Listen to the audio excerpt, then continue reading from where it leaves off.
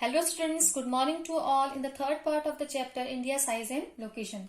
Today we will discuss India and the world.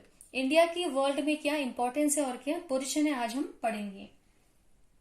The Indian landmass has a central location between the east and the west Asia. India is a southward extension of the Asian continent. आप figure 1.4 की help से easily देख सकते हैं that this one is Asia. ये आपका Asia है. Asia का वेस्ट पार्ट यहाँ है, ईस्ट पार्ट यहाँ है. तो जो हमारा इंडिया है एशिया के वेस्ट और ईस्ट के ठीक सेंटर में साउथ की ओर है. The trans Indian Ocean routes which connect the countries of Europe in the west and the countries of East Asia provides a strategic central location to India. अब जो हमारा इंडियन सी रूट्स हैं, जो हमारा western और जो eastern coastal area है, जो हमारा वेस्टर्न पार्ट है वो यूरोप, अफ्रीका और आपका जो वेस्ट एशिया है इस पोर्शन को लिंक करता है ट्रेड पर्पस के लिए. ठीक ऐसे ही जो इंडिया का कोस्टल एरिया है वो आपका इंडोनेशिया, म्यांमार और आपका जापान है, सिंगापुर है, फिलीपींस है, इन सबको ये जोड़ता है व्यापार के लिए. तो ईस्टर्न और वेस्टर्न जो कोस्टल लाइन है इंडिया की ट्रेड पर्पस के लिए बहुत ज्यादा इंपॉर्टेंट है on the world level.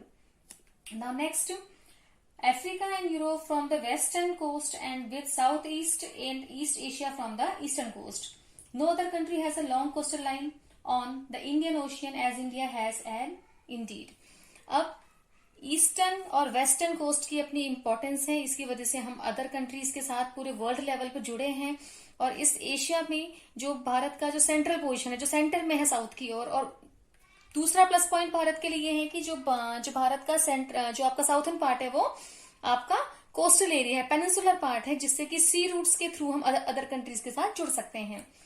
Next, हमारा जो भारत की जो कोस्टल लाइन है, जो कोस्टल बाउंड्री है western to east and including our union territories Andaman and Nicobar and Lakshadweep island, इन्हें मिला के 7,516.6 किलोमीटर है, जो कि इस ओशियन में सबसे लंबी है, जिसकी वजह से इंडियन ओशियन का नाम हमारे देश के नाम पर ही रखा गया है और ये हमारे लिए काफी प्राउड की बात है. Next, since the opening of the Suez Canal in 1869 India's distance from Europe has been reduced by 7,000 kilometre. इस मैप में आप देख सकते हैं यहाँ स्वेज कैनाल है. तो जब 1869 तक स्वेज कैनाल का निर्माण नहीं हुआ था, इसे बनाया नहीं गया था, तो उससे पहले जब एशिया जो इंडिया का जो पोर्शन है, जब हमें यूरोप के साथ व्यापार करना पड़ता था तो हम अफ्रीका का पूरा यहाँ से चक्कर लगा के यूरोप में जाया करते थे. लेकिन स्वेज कैनाल की वजह से ये जो डिस्टेंस है आपका यहाँ से घूम के 7,000 किलोमीटर रिड्यूस्ड हो गया है.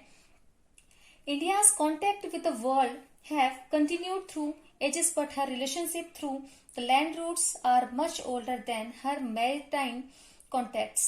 The various passes across the mountain in the north have provided passages to the ancient travelers, while the oceans restricted such interaction for a long time. अगर हम भारत की हिस्ट्री की बात करें तो जो हमारे सी रूट्स हैं वो काफी बाद के टाइम में डिस्कवर हुए थे, लेकिन जो हमारे लैंड रूट्स हैं, जो पैसेजेस हैं, जो आपको हम दर्रे भी कहते हैं, आपने देखा होगा, जैसे सिल्क रूट के बारे में आपने पढ़ा है, तो जो इंडिया का नॉर्थ वेस्ट और नॉर्थ ईस्ट पार्ट है, इसके थ्रू भी हमारा सबसे ज्यादा जो लिंक है अदर कंट्रीज के साथ, जो हमारे नॉर्थ वेस्ट और ईस्ट पार्ट में जुड़े हुए जो कंट्रीज हैं इनके साथ व्यापार पहले किया जाता था. कई ऐसे ट्रेवलर्स हैं जो भारत में आए और भारत के कल्चर को, यहाँ के ट्रेड को, यहाँ के एडमिनिस्ट्रेशन लेवल को उन्होंने देखा, समझा और अदर कंट्रीज में भी उसे फैलाया. और हमने भी अदर कंट्री, चाहे वेस्टर्न की बात हो चाहे आपकी ईस्टर्न की बात हो, उनके कंट्रीज के कल्चर को अडॉप्ट करना सीख लिया. धीरे धीरे धीरे धीरे ग्लोबलाइजेशन की इस प्रोसेस के थ्रू सारी की सारी जो कंट्रीज है वो इंटरलिंक्ड हो गई और इंटरनेशनल लेवल पे भारत का अपनी एक इमेज बन गई. These routes have contributed in the exchange of ideas and commodities since ancient times. The ideas of Upanishad and the Ramayana, the stories of Panchatantra, the Indian numerals and the decimal system, the scoot reach many parts of the world. The spices, muslin and other merchandise were other hand the influence of Greek sculpture and the architectural styles of dome and minerals for West Asia can be seen in the different parts of our country. आप सभी जानते हैं, आपने history में पढ़ा होगा कि जितने भी हमारे यहाँ जो फॉरेन कंट्रीज, जो अदर कंट्रीज के जो कॉलोनीज आई, तो उनमें से मेनली आपको जैसे ब्रिटिश है, पुर्तगीज है, फ्रेंच है, डचेस है, ये सारे के सारे भारत में किस पर्पज से आए थे? ट्रेड पर्पज से आए थे। और पहले के टाइम पे हमारे भारत को सोने की चिड़िया कहा जाता था। नेक्स्ट टॉपिक है हमारा इंडियाज नेबर्स। तो हम फिगर 1.5 की हेल्प से इजीली समझ सकते हैं। वैसे आप सभी जानते हैं कि इंडिया की नेबरिंग कंट्रीज कौन कौन है। कई बच्चों की बुक्स में, अगर उनके पास पुरानी बुक्स होगी, तो 29 स्टेट्स एंड 7 यूनियन टेरिटरीज लिखा हुआ है। बट अब 29 की जगह 28 स्टेट्स हैं, बिकॉज आर्टिकल 370 हटने के बाद जम्मू एंड कश्मीर और लद्दाख को 2 यूनियन टेरिटरीज में ऐड कर लिया गया है, और 7 यूनियन टेरिटरीज की जगह हमारी अब 9 यूनियन टेरिटरीज हैं। India shares its land boundaries with Pakistan and Afghanistan in the northeast. अगर हम इंडिया के फिगर पॉइंट 1.5 में देखेंगे, this one is north, this one is west, तो पाकिस्तान एंड अफगानिस्तान भारत के साथ नॉर्थ और वेस्ट बाउंड्री शेयर करते हैं। China, Tibet, Nepal and Bhutan in the north. और हम नॉर्थ की बात करें तो यहाँ आपका चाइना है, आपका नेपाल है, और यहाँ आपका भूटान है। ये नॉर्थ पार्ट में भारत के साथ अपनी बाउंड्री शेयर करते हैं। अगर हम यहाँ ईस्ट की बात करें तो ईस्ट में हमारा बांग्लादेश है और म्यांमार है। और अगर साउथ की बात करें तो यहाँ हमारा श्रीलंका और मालदीव्स हैं, जो भारत की नेबरिंग कंट्रीज हैं। अब श्रीलंका और भारत को अलग करने के लिए जो यहाँ पे है जल संधि, जिसे हम कहते हैं, स्ट्रेट मतलब संधि। तो संधियां स्ट्रेट 2 टाइप्स की होती हैं, आपका एक वाटर और एक land straight and water straight. तो जो भारत को श्रीलंका से अलग करती है वो एक जल संधि है, जिसे हम पाक स्ट्रेट कहते हैं, द गल्फ ऑफ मन्नार। अब इस सारे चैप्टर्स में आपने जो भारत के नेबरिंग कंट्रीज हैं उनके बारे में, जो भारत के वर्ल्ड लेवल पे जो उनके लैंड रूट्स हैं और जो उनके सी रूट्स हैं, उनकी क्या इंपॉर्टेंस है, किस तरीके से वो एक अदर कंट्रीज को जोड़ने का काम करते हैं, वो सारी चीजें इसमें आपने पढ़ी। Now the next one is find out the number of union territories along the western and eastern coast.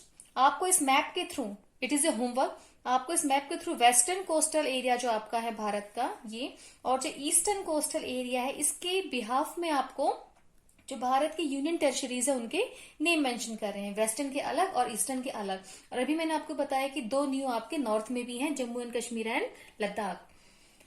ना second, area wise which is the smallest and which is the largest state. तो area wise smallest हमारा कौन सा है बताइए?